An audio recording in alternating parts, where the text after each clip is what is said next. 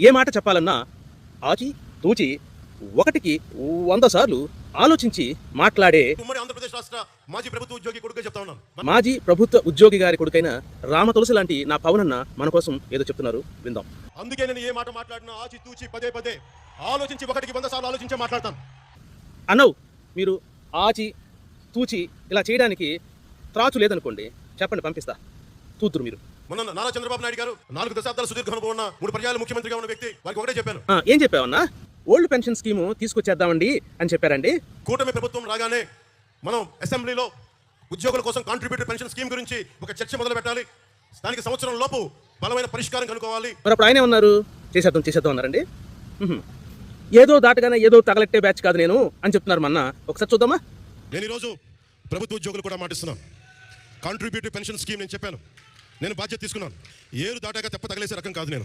అన్న, మనం ఆ ఏరు దాటి 2 ఏళ్ళు అయిందన్నా.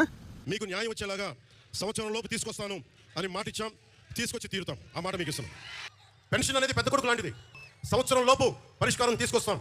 నేను ఆంధ్రప్రదేశ్ ఉద్యోగి కొడుకుని, నేను ఒక ప్రభుత్వ ఉద్యోగి కొడుకుని. అలాగే సిపిఎస్, నేను ఉమ్మడి ఆంధ్రప్రదేశ్ మాజీ ప్రభుత్వ ఉద్యోగి కొడుకుగా సంవత్సరం లోపు నేను మీకు మాటిస్తున్నాను. అన్నా 1 ఇయర్ అన్నారు కదన్నా, 2 ఇయర్స్ అయింది. అన్నా, ఈ సిపిఎస్ రద్దు చేసి కొత్తగా ఏదో తీసుకొస్తారన్నారు కదన్నా, దానికి సంబంధించిన విధి విధానాలైన ఇంతవరకు మీరు చర్చించారా? ఏరు దాటాక మీరు తెప్ప తగలేరు కదా. మాజీ ప్రభుత్వ ఉద్యోగి గారి కొడుకు, పైగా మాటిస్తిరి. ఇప్పటికి ఎన్నో క్యాబినెట్ మీటింగ్లు జరిగినాయి, ఎన్నోసార్లు అసెంబ్లీ సమావేశాలు జరిగినాయి. వీటిలో ఎప్పుడైనా చర్చకు తీసుకొచ్చారా? అన్నా, మీ అభిమానులు, నేను కాదండోయ్ ఈ విషయంలో, మీ అభిమానులు ఏమని ఎస్కేప్ అయ్యే అవకాశం ఉందంటే, మా నాయకుడు ఆ పర్టికులర్ శాఖకి మంత్రి కాదు కదా అని.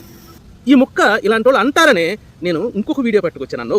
ఇది తమరు జూన్ 4, 2024 ఎన్నికల ఫలితాలు అలా బొంబార్డింగ్గా వస్తున్నప్పుడు మన జనసేన పార్టీ ఆఫీస్లో ఒక తిలకం దిద్దుకొని మీటింగ్ పెట్టాం.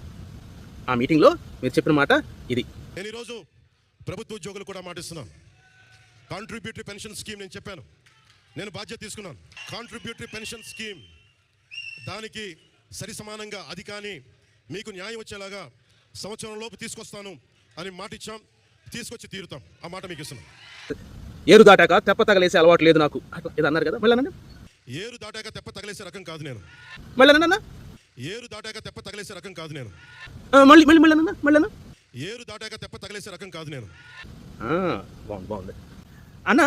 నాకు ఒక్క డౌటు, అసలు ఇంతకీ ఈ ఓపీఎస్కి సిపిఎస్కి ఉన్న తేడా ఏంటో తెలుసా అన్న? ఒకసారి చెప్తారా?